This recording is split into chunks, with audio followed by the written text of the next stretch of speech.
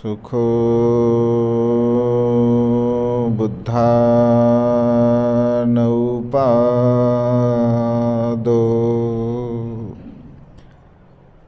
सुखा सद्धम्मदेशना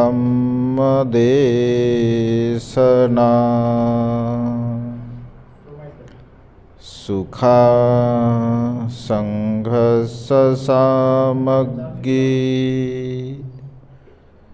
समग्गानं तपो सुखो। विश्ववंदनीय विश्व शांतिदूत महाकारुणिक तथागत सम्यक संबुद्ध तथागतांचा पावन पवित्र सद्धम्म, त्या सद्धम्माचा सातत्याने प्रचार आणि प्रसार करणारा सदा पूजनीय भिक्खू संघ, बुद्धधम्म आणि संघ या महान तीन रत्नाची आम्हा सर्वांना माहिती करून देणारे, आम्हा सर्वांचा आधारस्तंभ भारतीय घटनेचे शिल्पकार बोधिसत्व गुणपेतांग डॉक्टर बाबासाहेब आंबेडकर यांच्या धम्मक्रांतीमध्ये शेवटच्या श्वासापर्यंत समर्पित राहतो। आज या मंगलमय प्रसंगी उपस्थित पूजनीय भिक्खू संघामध्ये उपस्थित असणारे पूजनीय भिक्खू इंदमजी महास्तवीर, बुद्धास टीचिंग या यूट्यूब चॅनलचे संचालक, द ग्रेट हॅपीनेस या यूट्यूब चॅनलचे संचालक पूजनीय भिक्खू करुणानंदजी स्थवीर, ज्ञान सत्यशोधक या यूट्यूब चॅनलचे संचालक पूजनीय भिक्खू ज्ञानरक्षितजी स्थवीर, ज्यांनी आत्ताच अत्यंत सुंदर आणि मार्मिक असे धम्मदेशना देऊन आपणा सर्वांना उपकृत केले।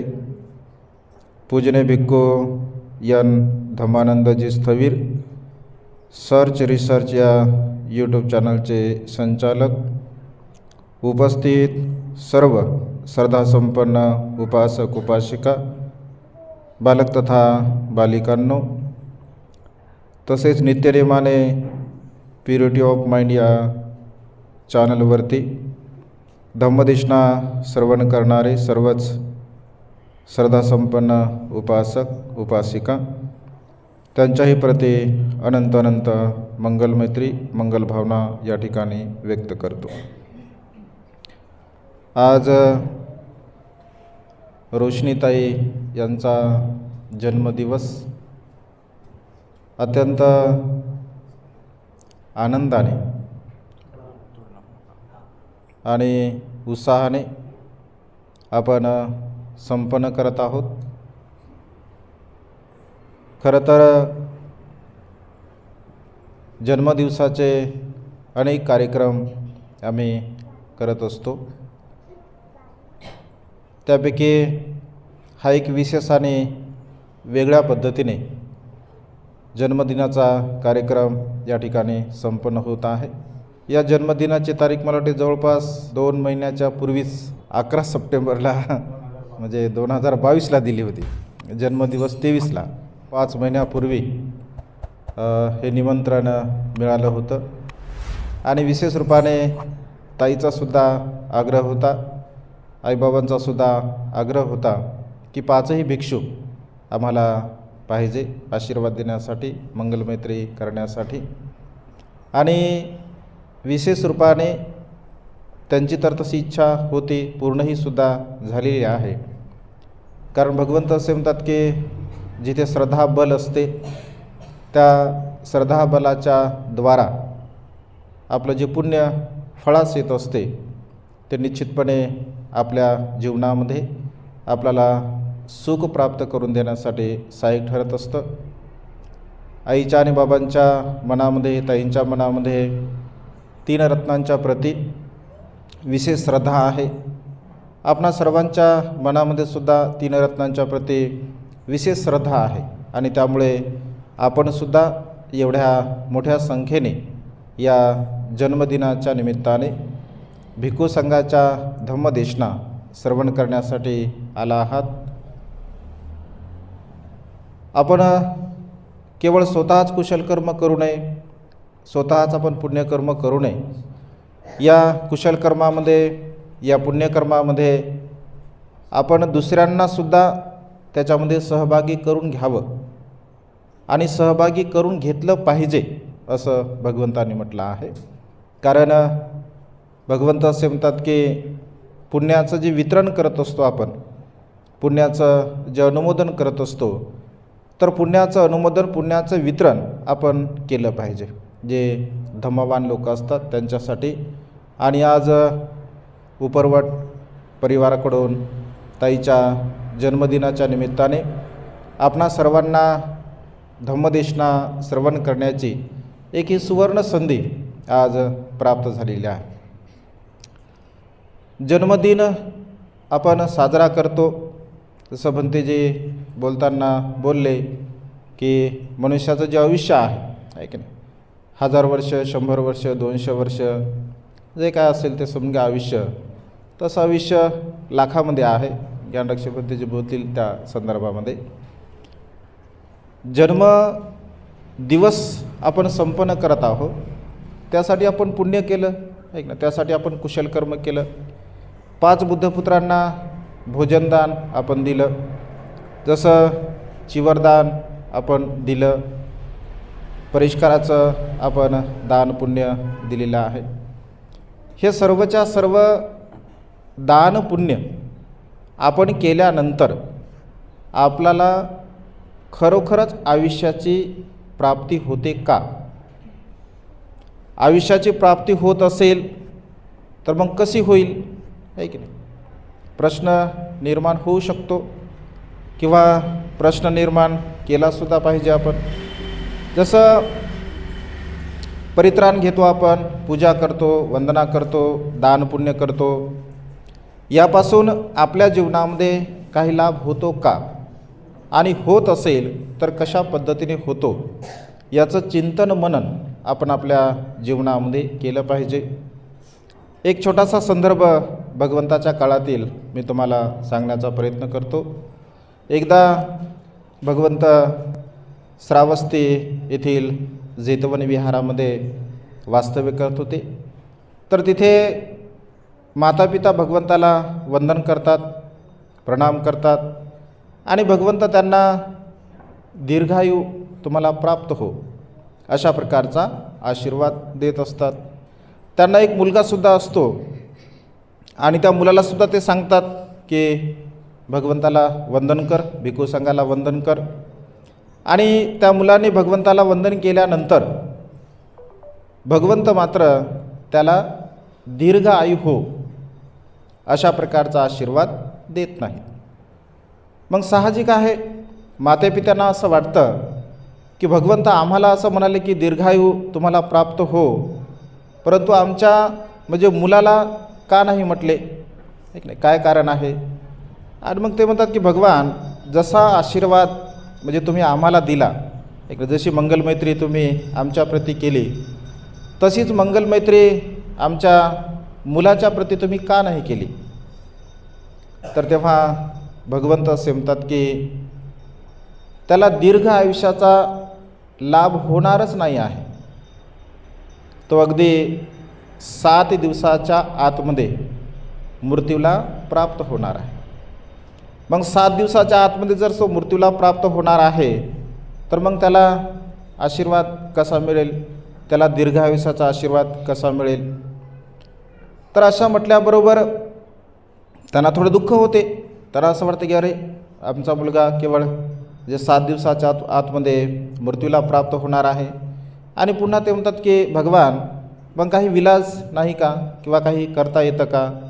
तर भगवंत असे म्हणतात की हो, करता येतं. मग ते विचारतं की काय केलं पाहिजे?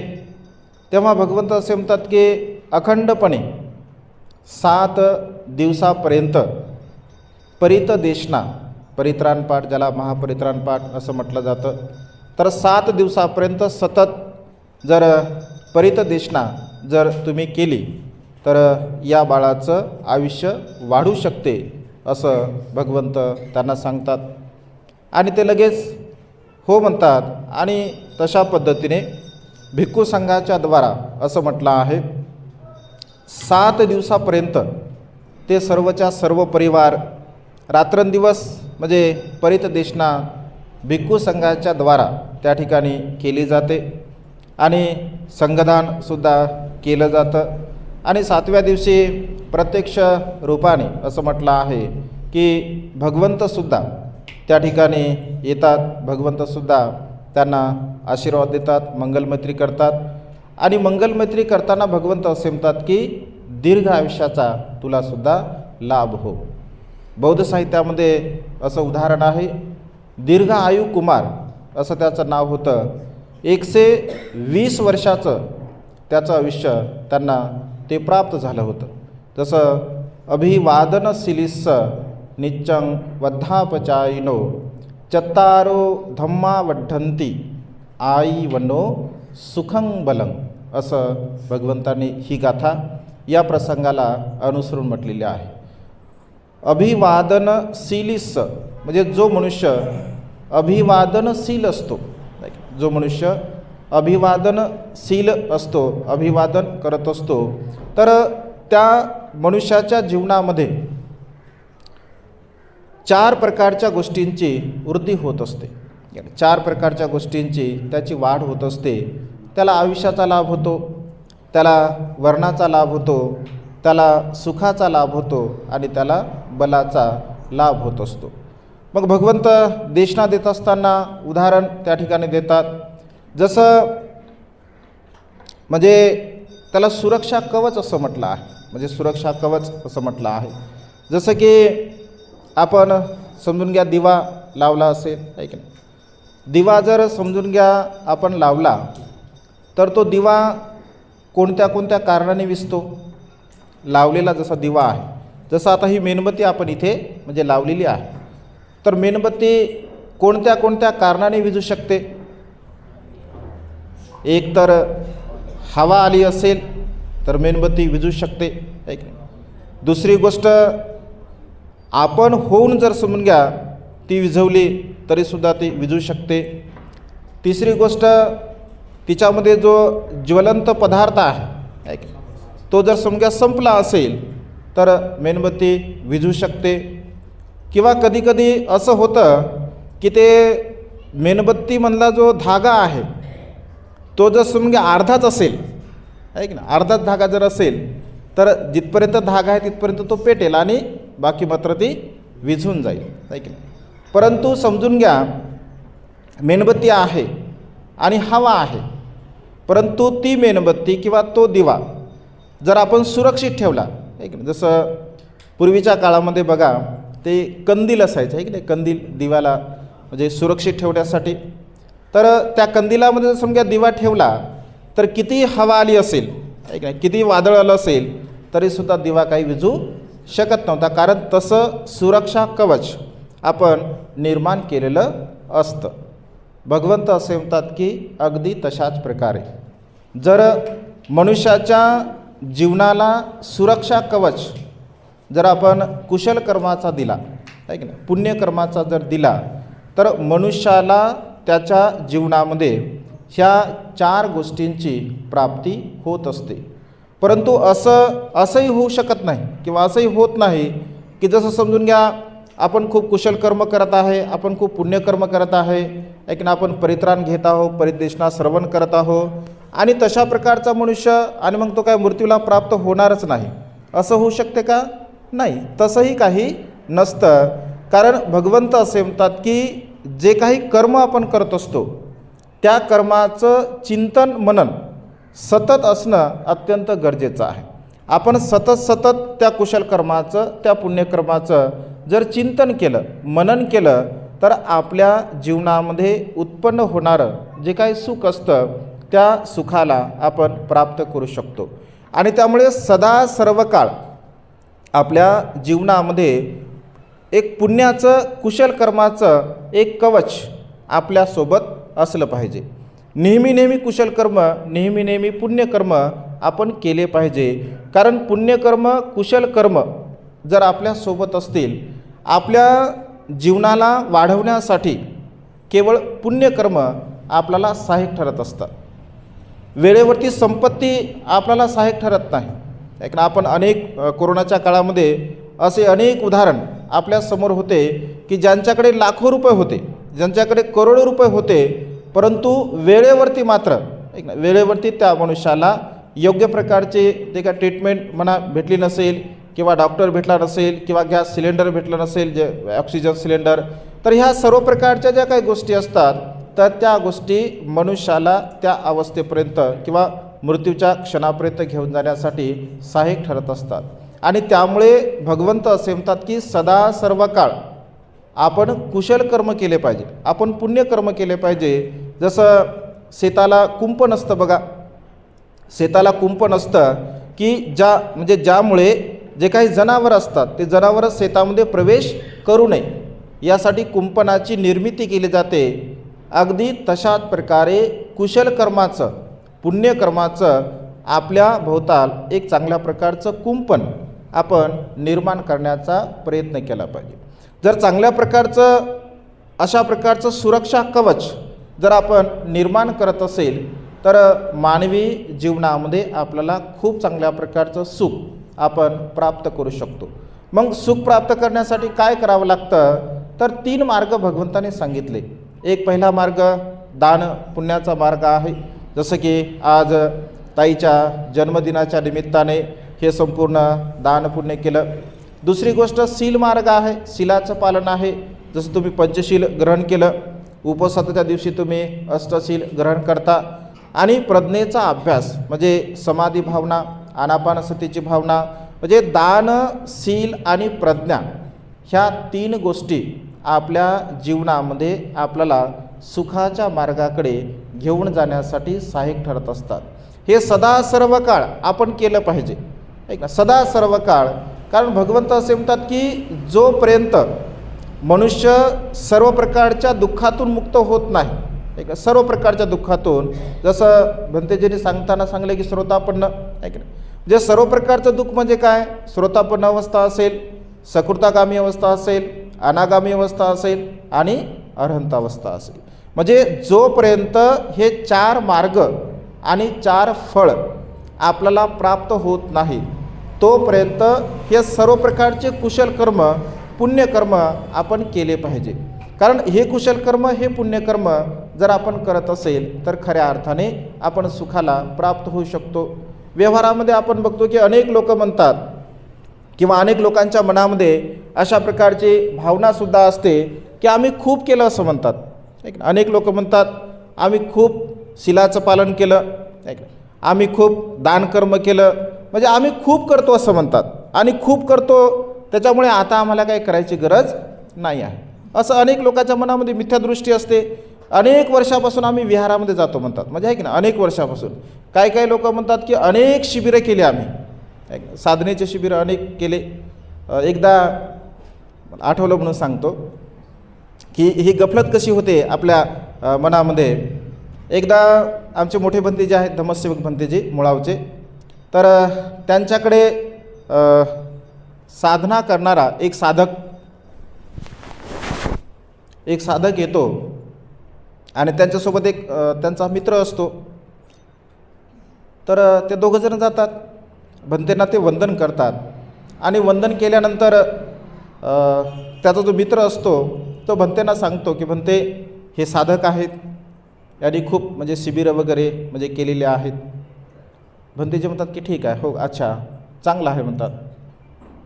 पुन्हा थोड्या वेळानं थोडीशी चर्चा झाली का पुन्हा तेच प्रश्न करतो की भंते, हे साधक आहेत, यांनी म्हणजे खूप शिबिरं वगैरे म्हणजे असे केलेले आहेत. भंतेजी म्हणतात हो का, अच्छा. आणि पुन्हा थोडा वेळ झाला की पुन्हा तो तिसऱ्यांदा म्हणतो की भंतेजी म्हणतात की याने केले का शिबिरं, या मूर्खाने शिबिरं केले, या मूर्खाने शिबिरं केले म्हटल्याबरोबर तो म्हणतो ओ भंतेजी, मला मूर्ख म्हणता का. भंतेजी म्हणतात बघा, यानं शिबिरं केले का म्हणतात, म्हणजे याला मी फक्त मी फक्त केवळ प्रतिक्रिया दिली, जर याने, कारण त्याने खूप शिबिरं केले होते, असं सांगितलं होतं की बाबा मी खूप शिबिरं केले, मी अनापानसतीचे शिबिरं केले, मी दीर्घ शिबिरं केले, ऐक ना. ते सांगताना मनुष्य खूप सांगतात बा 10-10, 15-15 शिबिरं केले. आणि मग भंतीजी असं म्हटले की बा 15-15 जर तुम्ही शिबिरं केले, ऐक ना, तुम्ही जर सतीपठाण शिबिरं केले, तुम्ही जर दीर्घ शिबिरं केले, मग साधं तुम्हाला एक शब्द मूर्ख असं म्हटलं तर तुम्ही संयम ठेवू शकत नाही. म्हणजे सांगायचं तात्पर्य आहे की मनुष्य काय म्हणतात की बा मी खूप केलं, मी दान केलं, ऐक ना, मी शिलाचं पालन केलं, 20 वर्षापासून आम्ही विहारामध्ये जातो म्हणतात लोक, ऐक ना, 20 वर्षापासून. जसं भंतीजी म्हणतात की बा म्हणजे मी पण आहे की नाही, 20 वर्षापासून आम्ही विहारामध्ये जातो आणि 20 वर्षापासून आम्ही असं करतो तसं करतो. म्हणजे वास्तविक पाहता केवळ क्वांटिटी होते, आहे की नाही, म्हणजे एवढ्या वर्षापासून आम्ही करतो. वास्तविक पाहता आपल्याला जे शिकायचं असतं, आहे की नाही, किंवा आपल्या मनातला जो काही भाव आपल्याला काढायचा असतो, भगवंत असे म्हणतात की 6 प्रकारचे विकार मनुष्याच्या चित्तामध्ये सतत वास करत असतात. 6 प्रकारचे विकार. एक कामभाव हा विकार आपल्या मनामध्ये सतत वास करत असतो. एक रागाचा विकार सतत वास करत असतो. एक लोभाचा विकार, एक मोहाचा विकार सतत वास करत असतो. क्रोध आपल्यासोबत सतत वास करत असतो. मद्य म्हणजे मदमस्तपणा, ऐक ना, मी असा मी तसा, ऐक ना, अनेक मनुष्याला वेगळ्या प्रकारचा मद असतो, मत्सर असतो. मत्सरभाव, द्वेषाची भावना सुद्धा मनुष्याच्या जीवनामध्ये, म्हणजे ही सर्व प्रकारचे विकार काढण्यासाठी बुद्ध तत्त्वज्ञान आपल्या मनामध्ये असणारे जे विकार आहे, या विकाराला काढण्यासाठी बुद्ध तत्त्वज्ञान आपल्याला सहाय्यक ठरत असतं. आपल्यातला राग नष्ट झाला पाहिजे, आपल्यातला द्वेष नष्ट झाला पाहिजे, आपल्यातला मोह नष्ट झाला पाहिजे, आपल्यातला मीपणा, अहमपणा, गर्व, ईर्ष्या, मत्सर, मद्य, वासना, कामभाव, कामराग, ह्या सर्व प्रकारच्या विकाराला नष्ट करण्यासाठी बुद्धाचं तत्त्वज्ञान आहे. म्हणजे आपण जे काही जीवन जगत असतो, खरं तर बुद्ध तत्त्वज्ञान हे स्वतःचं कल्याण करून घेण्यासाठी आहे, स्वतःचं मंगल करून घेण्यासाठी आहे, स्वतःला सुखाच्या मार्गावरती प्रतिष्ठित करण्यासाठी बुद्ध तत्त्वज्ञान आहे. बुद्ध तत्त्वज्ञान दुसऱ्याला सांगण्यासाठी नाही आहे, किंवा बुद्ध तत्त्वज्ञानाचं मी किती अनुसरण करतो, मी किती आचरण करतो, हे दुसऱ्यांना सांगण्यासाठी बिलकुलच नाही आहे. म्हणजे भगवंत असे म्हणतात की स्वतः तुम्ही तुमच्या जीवनाला कोणत्या मार्गाने घेऊन जाता, ऐक ना, तुम्ही कशा प्रकारचं जीवन जगता. धम्मपदाच्या गाथेमध्ये भगवंत असे म्हणतात, एखादा मनुष्य दुसऱ्याचे दोष, जसं आपण धान्य पाखडतो, ऐक नाही, जसं आपण धान्य पाखडतो तसं लोक दुसऱ्याचे दोष पाखडतात, ऐक नाही, परंतु स्वतःचे दोष मात्र अशा प्रकारचे झाकून ठेवतात की जसं गुप्तधन झाकून ठेवावं, ऐक ना. दोष आपले स्वतःचे दोष मनुष्य अगदी गुप्तधन झाकून ठेवल्यासारखं ठेवतात आणि दुसऱ्याचे दोष मात्र पाखडत असतात, ऐक नाही. म्हणजे अशा प्रकारचं जर मनुष्य जीवन जगत असेल तर तो मनुष्य मात्र स्वतःला फसवत असतो. कारण अत्ताही अथनो नातो कोई नाथो परोसिया, असं भगवंतांनी म्हटलं आहे.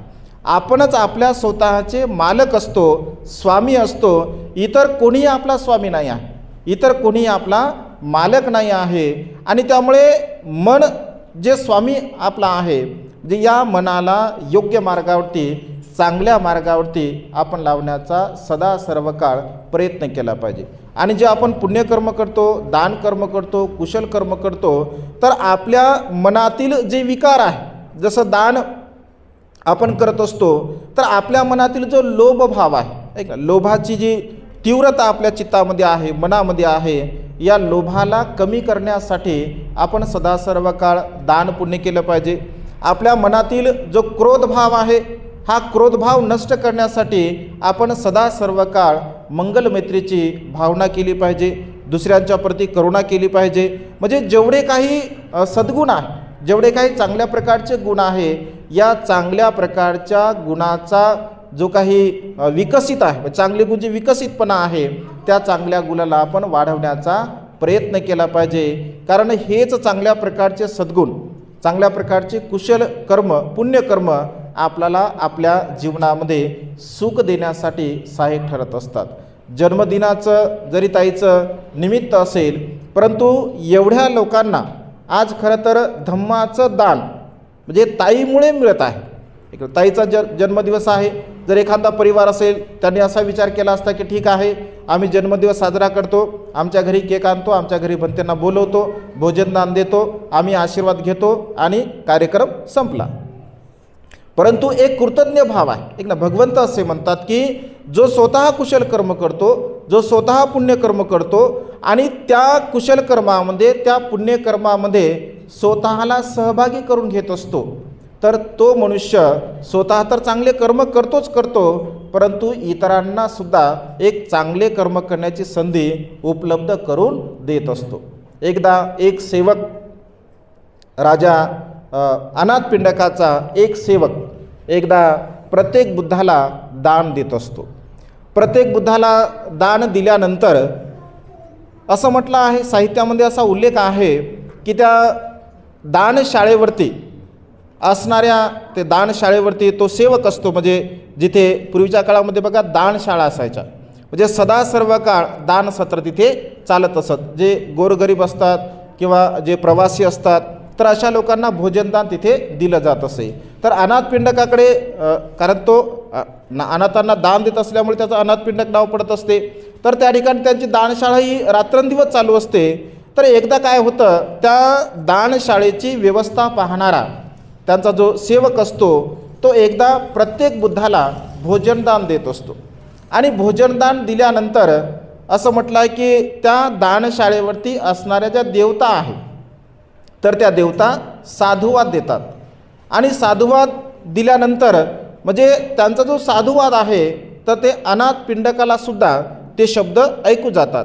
आणि तेव्हा अनाथपिंडक विचार करतो की माझी, म्हणजे मी जे दान देतो किंवा माझी जी दानशाळा चालू आहे, तर दररोज लोकांना मी दान देतो, परंतु अशा प्रकारे देवताने साधुवाद तर दिला नाही.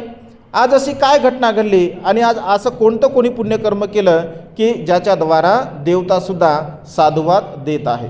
जेव्हा ते पाहते तर त्याला समजतं की या सेवकाने प्रत्येक बुद्धाला म्हणजे दान दिलेलं आहे.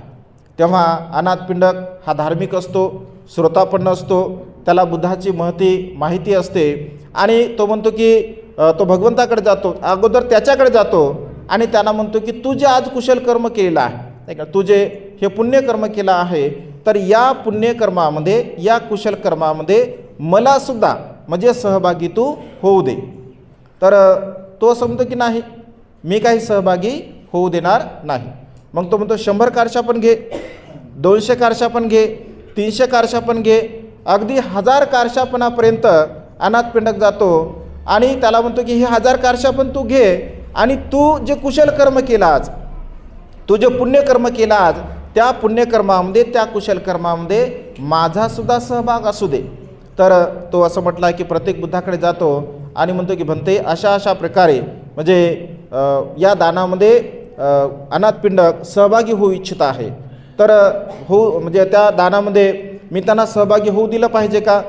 तर जेव्हा भगवंत असे म्हणतात की तू जर त्या दानामध्ये त्याला जर सहभागी होऊ दिलं तर तुझी हानी काहीच होणार नाही, उलटा तुझा लाभ होणार आहे, तुझा फायदा होणार आहे. आणि तिथे मग भगवंत उदाहरण देतात, जसं की एखादं 100 घरांची एक वस्ती असावी आणि 100 घरांच्या वस्तीमध्ये एक घर असं असावं की ज्या घरामध्ये दीप प्रज्वलित आहे, दिवा पेटवलेला आहे, परंतु 99 घरामध्ये मात्र अंधकार आहे.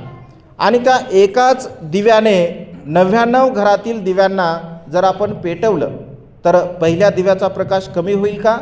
होणार नाही आहे, परंतु अधिकचा प्रकाश मात्र त्या ठिकाणी निर्माण होऊ शकतो, कारण एका दिव्याच्याद्वारा 99 दिवे त्या ठिकाणी प्रज्वलित केल्या गेलेल्या आहे.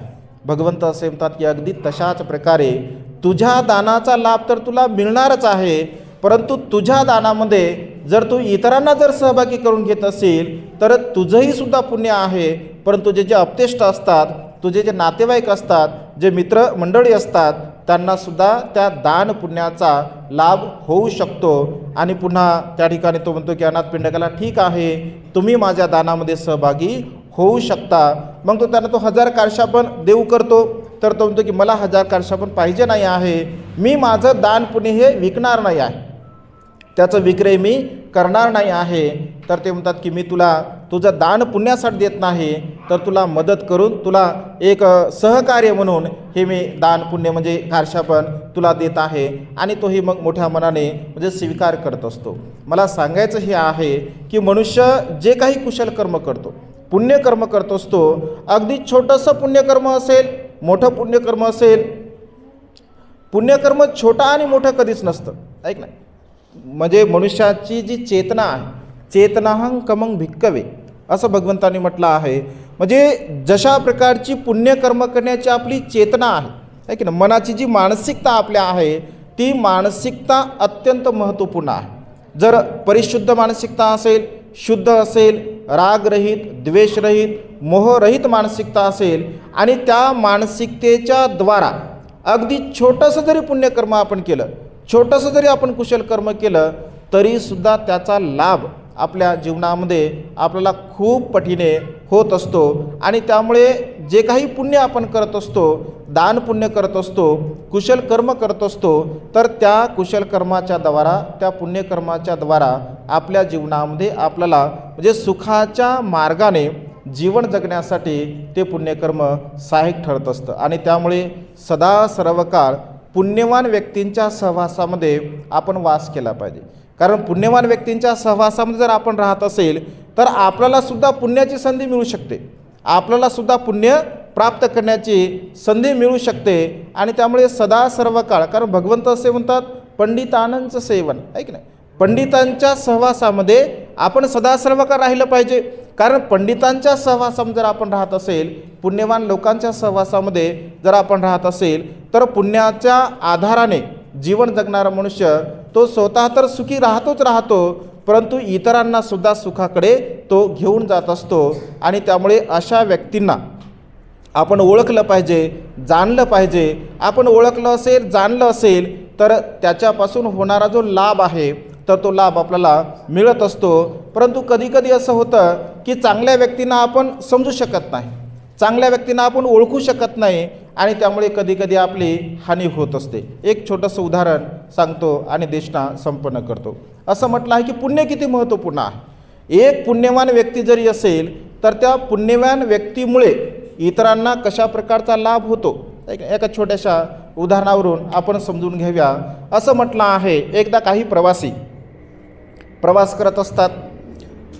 एक मोठी बस असते आणि बसमध्ये ते प्रवास करत असतात. आणि प्रवास करत असताना अचानकपणे निसर्गामध्ये बदल होतो आणि निसर्गामध्ये बदल झाल्यानंतर पावसाचं वातावरण तयार होते.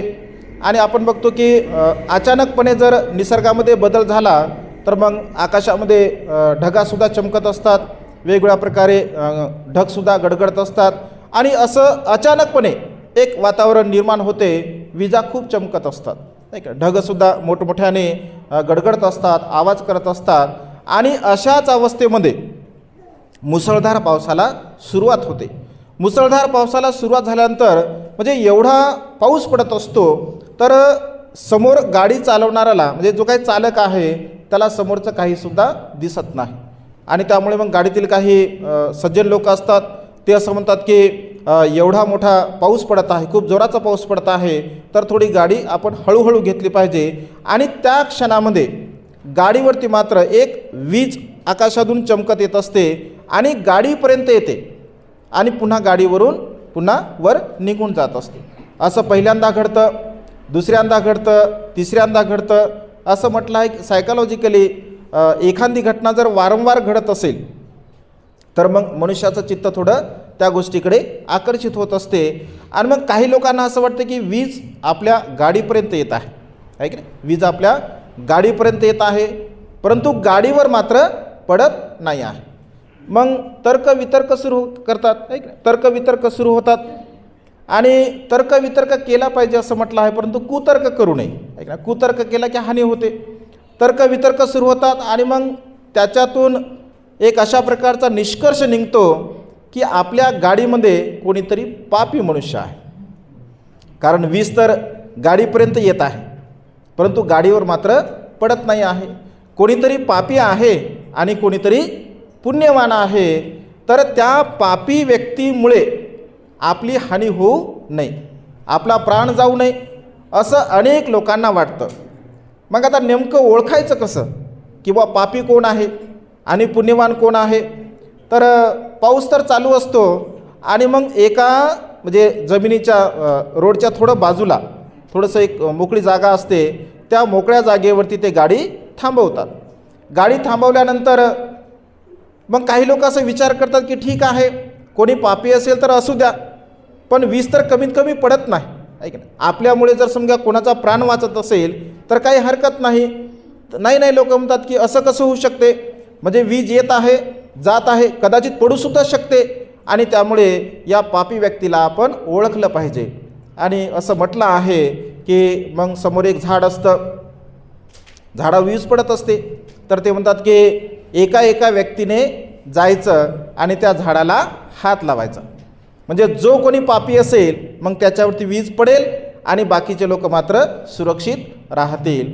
तर हळूहळू आता नंबर कोणाचा लावा याच्यावर थोडं स्वतःचा त्यांचा म्हणजे थोडासा वादविवाद होतो आणि सुरू होते जसं सिरियलप्रमाणे, आणि सर्वच्या सर्व लोक एक एक करून त्या ठिकाणी झाडाला हात लावतात.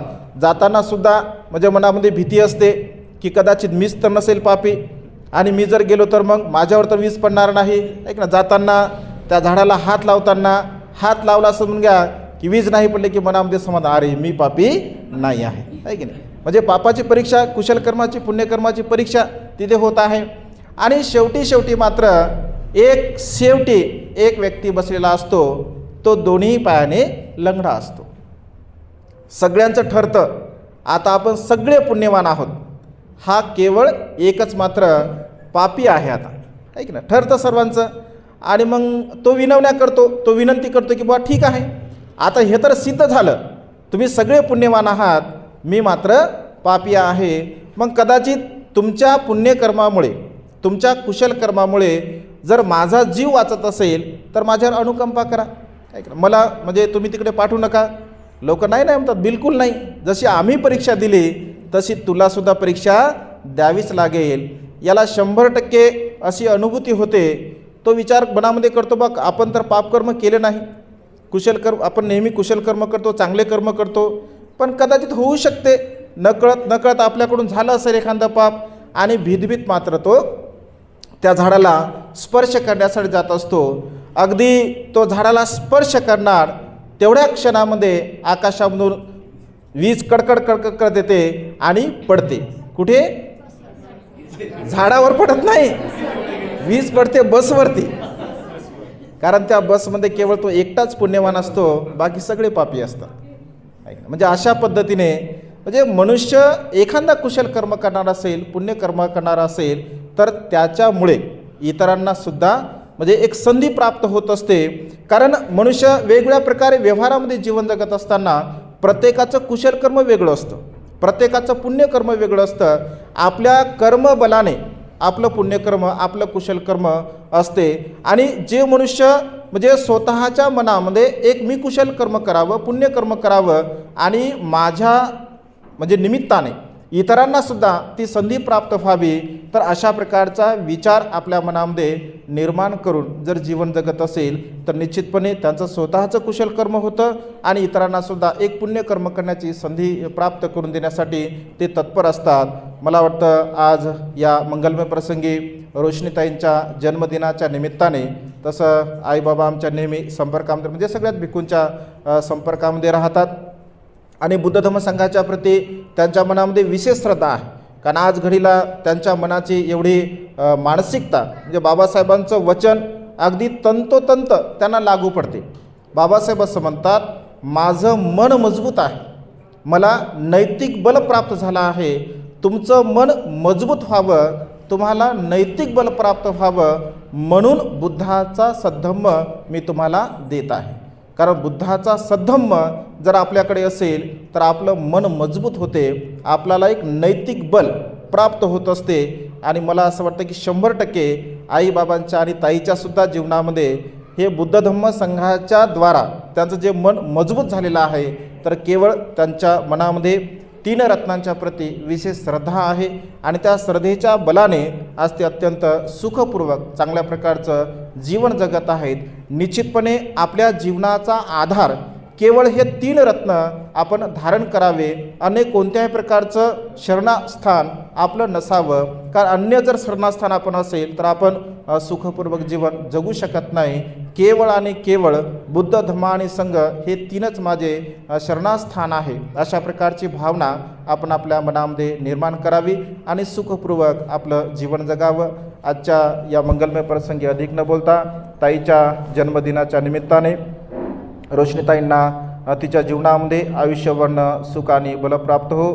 तिच्या सर्व प्रकारच्या इच्छित आणि पार्थित मनोकामना ढगातून मुक्त झालेला शीतल चंद्रमाप्रमाणे पूर्णत्वात जाओ व तुम्हा सर्वांना सुद्धा तुमच्या जीवनामध्ये आयुष्यभर सुख आणि बल प्राप्त हो. तुम्हा सर्वांच्या इच्छित आणि पार्थित मनोकामना ढगातून मुक्त झालेल्या शीतल चंद्रमाप्रमाणे पूर्णत्वात जाऊ, अशा प्रकारची मंगलमय आणि उदात्त कामना या ठिकाणी व्यक्त करून ही देशना संपन्न करतो. सर्वांचं मंगल हो, सर्वांचं कल्याण हो, सर्वांना दीर्घायुष्य लाभ.